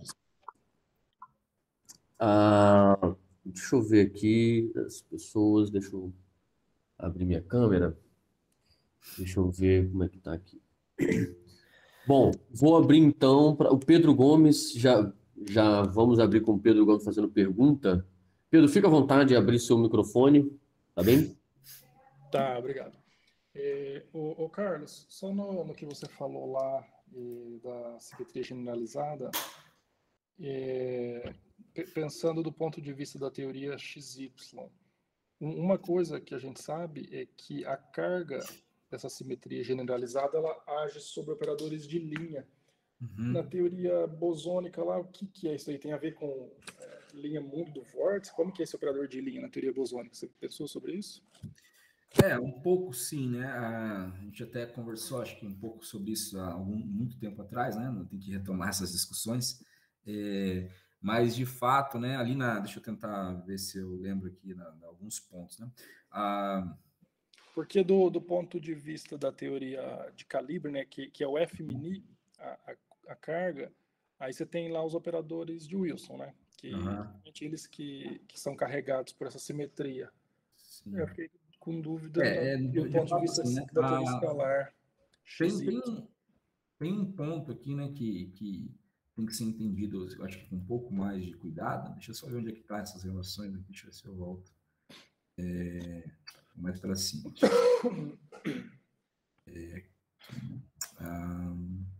Aqui, né? Então, né? Exatamente, nessa relação. De fato, assim, né? Você pode entender, né? Tem que entender exatamente as cargas, né? Onde essa simetria que ela atua são linhas, né? São, no fundo, como é uma 2 forma, né? Ela atua sobre uma 1 forma, né? Então, o objeto carregado, né? O objeto que é carregado por essa simetria é uma cordinha, não é uma estação pontual, né? Eu acredito, né? Tem até um trabalho do Zohar Komargodski, em que ele discute, né, a gente já discutiu um pouco desse trabalho lá, em que ele discute basicamente a dualidade no modelo XY em 2 mais 1 dimensão, e como você entender as partículas do modelo XY como sendo extremidades dessa cordinha que seriam esse vórtice aqui, né? Ela confina as pontas dela como se fossem um confinamento de cargas, né? Então, eu acho que tem que entender as partículas desse modelo como sendo essas extremidades da cordinha gerada que carrega essa simetria dessa 2 formas. Mas, enfim, eu não pensei isso com tanto cuidado. Eu acredito que realmente tem coisas interessantes aqui para serem discutidas.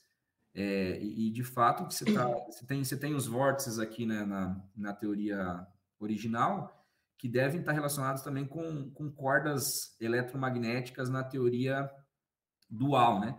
E na teoria dual é um pouco mais fácil de você entender esses vórtices, né? Que são basicamente lá, dependendo da fase que você está, pode ser tipo vórtice do tipo Abrikosov, né? Acho que lá é mais fácil de você entender na teoria de calibre o que são esses objetos carregados, né? Mas eu penso assim, né, que eu olho para essa dualidade, que eu estou numa fase específica, que é a fase em que não tem operador de monopolo, né? Então, realmente a teoria é gapless e é o F do lado de calibre, né? É só o Maxwell, F-mini, e não tem operador de monopolo para ele. Então, aí é onde você tem essa simetria de fato, né? Não, sim. A simetria é generalizada. exata. A simetria é exata quando você não excita essa singularidade, mas você pode entender essa relação fora digamos assim, ó, você pode pensar que esse φ ele tem uma singularidade. E quando você atua com esse dmi-φ aqui, esse cara seria o rotacional do gradiente seria diferente de zero. Então, você pode entender essa relação fora do regime exato, digamos assim, né? É verdade, mas aí eu acho que aí você não tem mais a higher form symmetry, né? Ela eu acho que é só você tem a higher form symmetry, digamos assim, você pode pensar assim, ó, você pode pensar que a higher form symmetry é definida numa variedade com topologia não trivial. Então, se você tira um ponto da variedade, por exemplo, nesse ponto, ela não é conservada, mas ele está fora da variedade. Então, ela é exata, né, nessa variedade com topologia não trivial. Entendeu? Então, eu não vejo problema também de você pensar que você pode pensar nessa dualidade, aí, nesse mapa, nessa construção aqui, mesmo sendo válida, quando esse φ pode ter singularidades. Ter singularidade significa, para mim, você retirar certos pontos da variedade. Então, ela é exata fora desses pontos, entendeu? Tá. Enfim, a gente tem que pensar um pouco mais para tentar entender as consequências mesmo disso, né? E eu acho que são interessantes. E podem, usando o mapa aí, a gente pode entender fenômenos que são complicados de um lado e de maneira mais acessível do outro, né? Tá bom, obrigado, Carlos. Okay.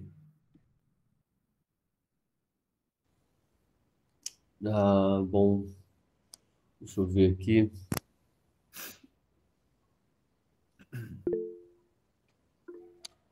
Wellington. Fica à vontade, Wellington, por favor. Pode abrir o microfone. Muito obrigado. Queria primeiro agradecer pela apresentação, mas eu não sou da área, então acabei que aprendi bastante sobre o seu trabalho. Primeiro, né, para confirmar se eu realmente entendi, só que entender esse programa, né? Você começa com um modelo fermiônico, microscópico, faz a bosonização, esse modelo bosônico ele é não local e você introduz graus de liberdade de calibre para tornar essa teoria local. É mais ou menos isso que aconteceu? É exatamente isso. É basicamente isso, né? É que você, normalmente, quando você, em termos dos graus de liberdades bosônicos lá originais, que você faz o mapa de bosonização, você, em geral, vai ter termos não locais, né? E aí você... Só que essa não localidade, ela pode ser uma não localidade não essencial, digamos assim. Você pode... É só uma... vem de você integrar realmente uma ação local, né?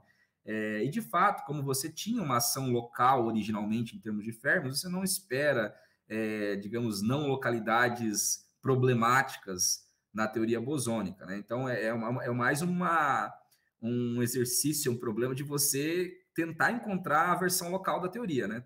Deve ter sempre algum jeito de colocar ela de uma forma local. E normalmente envolve campos de calibre, né? Esses campos... nesse trabalho do Alix do Mroz ali, ele discute com bastante detalhes essa questão da relação entre localidade e estrutura de calibre, e principalmente nesse contexto de dualidade partícula-vórtice. O que normalmente acontece é que você pode ter um modelo local em termos de partículas, digamos assim, e quando você faz a dualidade, o modelo se torna não local, porque tem uma relação também inversa do alcance da interação, digamos assim. As partículas que interagem, têm uma interação de longo alcance, são duais a vórtices que interagem de curto alcance. Então, por isso que tem também essa relação entre localidade e dualidade partícula-vórtice. Mas, resumindo, é isso que você disse aí. Você começa lá, faz a bosonização, você tem, normalmente, teorias não locais, e aí você tem que fazer emergir aí uma estrutura de calibre para localizar a teoria, né?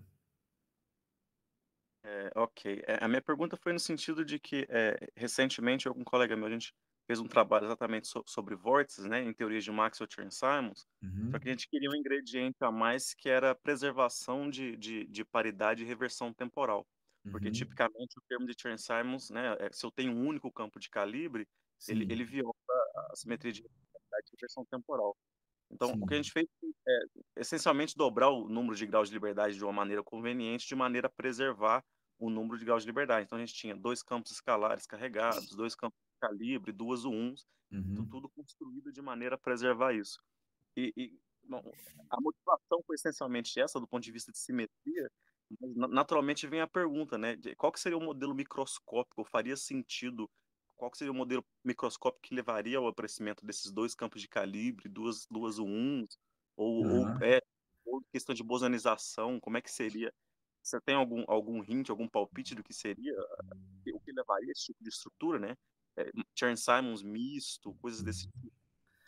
Eu posso tentar depois, né? A gente pode conversar, posso passar alguma referência. Assim, tem alguma... O Pedro levantou a mão, você quer falar, Pedro, antes de mim? Não, pode falar, depois eu Tá. falo. Inclusive, acho que o Pedro, inclusive, né, em colaboração com o pessoal lá de Boston, né, vocês publicaram alguns artigos envolvendo lá aquelas fases de hierarquia do efeito Hall, né, que você tem uma família de campos de calibre, né, enfim, porque digamos assim, tem fases do efeito Hall que para você realmente, na verdade, são filling fractions dentro de outras filling fractions, né? Mais ou menos isso. Acho que o Pedro talvez possa explicar melhor que eu. E aí você, nessa classe de hierarquia, que formam-se subsistemas halls dentro de um sistema hall, você tem que ter vários campos de calibre, nesse caso de calibre abeliano, você tem uma matriz lá, uma matriz de campos de calibre, e as propriedades fenomenológicas são dadas em termos dessa matriz, né? E, inclusive, né, é útil justamente para discutir algumas simetrias discretas, né, de reversão temporal, por exemplo, que é uma simetria importante que você pode classificar as fases topológicas de acordo com as suas simetrias discretas, né? Tem várias fases que você vai precisar de mais do que um campo de calibre, justamente para ajustar, eu imagino, que essas simetrias discretas. Então, eu acredito que o que você está falando me parece que realmente pode ser colocado nesse contexto, pode ter certas fases topológicas relevantes aí, em que você pode ter que preservar a simetria de reversão temporal, e que você, de fato, se usa mais do que um campo de calibre. Eu não trabalhei com isso explicitamente, e eu acho que eu até vou falar, já que o Pedro levantou a mão, se ele quer falar alguma coisa sobre isso, se ele sabe alguma coisa a mais sobre essa questão aí. Tá. Não, eu ia dizer justamente isso, Carlos.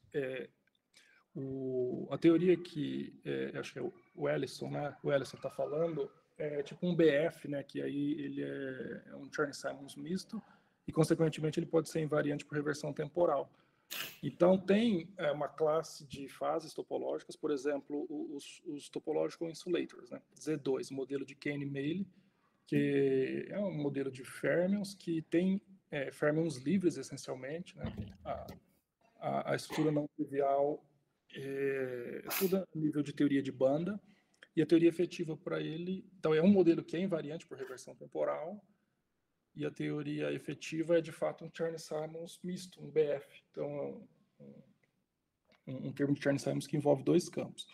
E outro tipo de modelo bem característico que tem isso microscópico é o Toric Code do Kitaev, que também é um modelo exatamente solúvel, né, que tem ordem topológica, modelo exatamente solúvel na rede, e a teoria efetiva para ele também. Ele é um modelo invariante para reversão temporal, é uma teoria BF com um nível específico lá, né, com nível 2. Então, tem uma classe de fases topológicas importantes que são invariantes por reversão temporal, e a teoria efetiva, tipicamente, teorias do tipo BF. O caso da hierarquia que você falou sobre o efeito Hall, eu acredito que a combinação dos Chern-Simons, realmente aparece um monte de Chern-Simons, né? Você pode ter aqueles fluidos de multicomponentes, só que eles não aparecem numa combinação que é invariante por reversão temporal. Uhum. Né? Porque você pode pegar independente a filling fraction, ver estados de borda, você vê que eles propagam sempre em uma direção só, então não vai ter como ter reversão temporal. Entendi. Mas aí eu acho que tem que ir para essa classe de outros modelos, né? Que tem simetria Z2. Certo. Entendi, muito obrigado. No nosso caso, como a gente basicamente a gente considerou um modelo de Maxwell Chern-Simons com Chern-Simons misto, né, para preservar, e mostrou que a gente pode encontrar vórtices nesse cenário também. Então, seria interessante poder discutir talvez essa questão de dualidade partícula-vórtice dentro desse cenário, né, com preservação de reversão temporal. Enfim, bom saber que existe pelo menos essa possibilidade, né? Muito obrigado. Não, valeu. Bacana. Muito obrigado, Ellison, pela pergunta, e muito obrigado tanto ao Carlos quanto ao Pedro pela discussão. Bom, por enquanto não vejo ninguém com a mão levantada, mas... Bom, Humberto Bellica, por favor. E aí, Humberto? Opa, tudo bom, Carlos? Nem tinha visto você por aí. Faz tempo, hein, gente? Cheguei atrasado aqui no seminário, desculpa, pessoal. Eu estava um pouco... Eu estou fora aqui, estou visitando a minha irmã, então eu cheguei um pouco atrasado aqui, fazendo tarefas domésticas. Eu só queria, assim, eu achei muito legal o teu seminário, e eu me recordo de... a lógica que ele segue é muito parecida com o livro do Nagaosa, que ele começa com um gás de elétron numa chapa para falar sobre o efeito Hall. Aí ele faz uma bosonização lá, aí ele vem puxando a discussão e ele cai justamente no modelo de Maxwell-Chern-Simons, né? E aí, depois eu estudei, como eu estudei essas coisas muito picadas, eu queria organizar isso na minha cabeça. Tem um argumento do Laughlin, você se lembra dele? O argumento do Laughlin é o seguinte, ele pega uma chapa de metal do efeito Hall, aí ele une uma borda com outra. Aí ele linka o fluxoides que passam atravessando a chapa metálica com a carga, vinculada na borda. Então, se você, por exemplo, variar o fluxoide, que é quantizado, né? Você varia a quantidade de carga que está passando na borda. E aí ele chega à conclusão de que a condutividade Hall é quantizada, realmente, né? Por efeito Hall quântico inteiro. Sim. Aí, o foco de vocês, quando no final do seminário, tu falaste para que você vai fazer para campos não abelianos. O foco de vocês seria o quê? Estender essa visão para fator de preenchimento fracionários?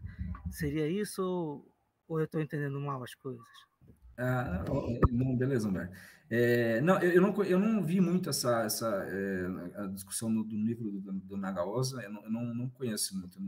Talvez seja, eu vou dar uma olhada para ver exatamente como é que ele faz, mas é isso que você falou, né? Mais ou menos a ideia foi essa, né? A gente começa com os graus de liberdades eletrônicos lá, aí bosoniza, e na nossa ideia lá original, a gente tentou identificar já nessa teoria bosonizada como se fosse esses campos φ e θ ali, fossem pedaços do campo realmente de calibre na teoria de Maxwell-Chern-Simons. A gente meio que fez uma identificação. Daí, mais recentemente, a gente entendeu que tem um certo gap nessa prescrição, e é como se a gente já tomasse já fizesse uma identificação de graus de liberdade microscópicos com graus de liberdade macroscópicos. A gente dá para fazer uma rota um pouco mais suave ali, né? Entre saída desses graus de liberdades lá microscópicos para tomando o limite de baixas energias ali, vendo exatamente como é que outros termos que poderiam surgir acabam morrendo, né? E que a gente fez nesse trabalho. Então, me parece isso que você está falando aí, tá? Que é feito no livro. Tem que dar uma olhada lá como é que eles fazem. Mas aqui no nosso trabalho, Humberto, a gente descreve realmente o efeito Hall fracionário, né? Porque a teoria de Maxwell-Chern-Simons ali que a gente discute, né? O campo de Chern-Simons, ele é um campo emergente dinâmico, né? Normalmente se usa, né? O termo de Chern-Simons, ele aparece meio que universalmente aí nessa discussão de efeito Hall e em outros contextos de fases topológicas, né?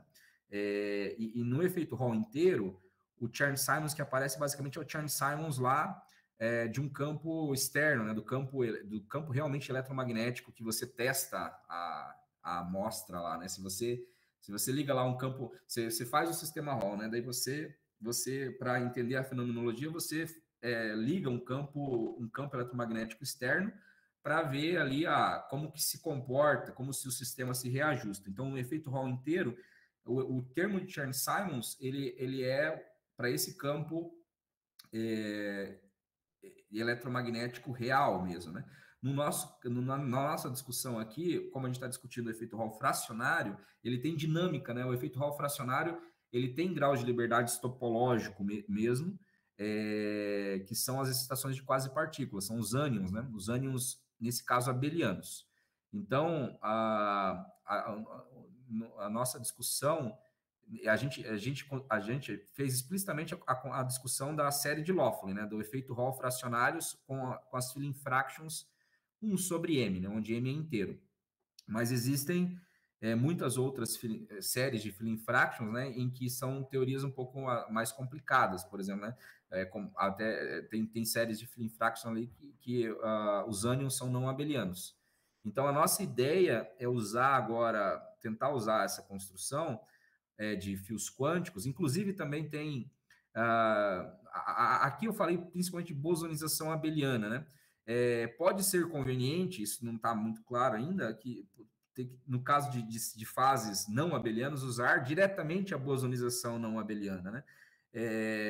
Porque para emergir um caráter talvez mais diretamente um caráter não abeliano. Então, Então, pode ser que seja uma rota possível, a gente tentar... inclusive, a gente fez, né, alguns trabalhos também, não exatamente nesse contexto, mas tentando encontrar teorias, a gente já obteve, inclusive, resultados nisso, né? Teorias efetivas de baixas energias não abelianas, vindo de bosonização não abeliana de fios quânticos. Só que a gente não explorou muito nesse contexto de dualidade partícula-vórtice, né? Então, acho que é isso que talvez esteja faltando aí, de discutir alguma fenomenologias associadas à dualidade partícula-vórtice nesse contexto de fases não abelianas. Não sei se ficou claro aí. O que eu achei interessante do seminário é você aproveitar essa descrição de fios quânticos para descrever o efeito Hall. Achei muito criativo. Eu não conhecia, não. Valeu, obrigado. É uma ferramenta bastante importante porque permite você sair lá de graus de liberdades microscópicos, né? E conseguir seguir em frente, porque você usa a bosonização em uma mais uma dimensão, né? Porque a ideia dos fios quânticos é você tratar um sistema bidimensional como um sistema unidimensional, né? E aí você... Enfim, parece que você troca 6 por meia dúzia, porque ao invés de você trabalhar com um férmio em 2 dimensões, você trabalha com N férmions em uma dimensão. Só que a vantagem é essa, de você poder usar o mapa de bosonização ali, né? E esse mapa de bosonização em uma mais uma dimensão, ele é bem explícito, né? Você tem construções explícitas. A gente também fez trabalhos usando bosonização direto em 2 mais 1, só que a bosonização em 2 mais 1, ela não é assim tão explícita, né? Você não constrói operadores tão concretos, é mais por relações mesmo, que você vê que uma teoria é dual à outra, meio que pelos fenômenos, né? Você compara cada observável de uma teoria com outra teoria e você infere que elas são duais, né? Mas você normalmente não tem um mapa explícito entre operadores nas duas teorias, isso em duas dimensões espaciais, né? É possível também você avançar, e a gente fez alguma coisa nisso, mas a vantagem de você usar essa construção de fios quânticos é que você tem realmente relações operatoriais explícitas, né? Você tem mapas concretos ali que você sabe muito bem o que está acontecendo o tempo todo, né? Então, por isso eu acho que é uma vantagem nessa construção, né? Muito obrigado aí, Carlos. Aprendi muito aí com o teu seminário. Valeu, Humberto. Valeu mesmo. Valeu, obrigado. Hein? Um abraço. Um abraço. Bacana, muito obrigado, Humberto, pela contribuição e também ao Carlos pela resposta. Bom, vamos lá. Gente, bom, por enquanto não tem ninguém e principalmente pelo avançar da hora, eu vou pedir para que todos abram os microfones pela última vez para a gente agradecer mais uma vez ao seminário, por favor. Obrigado, valeu. Obrigado, inclusive, acho que tinha algum cachorro latindo junto, que eu acho que foi em homenagem. Mas bem, bom, Carlos, muito obrigado pelo seminário. Eu acho que é um comum acordo aqui de que o seminário foi muito bom, muito bem técnico, bem extenso, mas muito esclarecedor também, bem bacana. Muito obrigado mesmo pela sua colaboração com a gente. Obrigado, pessoal. Obrigado, Igor, aos organizadores aí. Estou sempre à disposição aí. Abraço a todos. Tá joia, bacana. Gente, eu vou encerrar a gravação, tá bem? Valeu.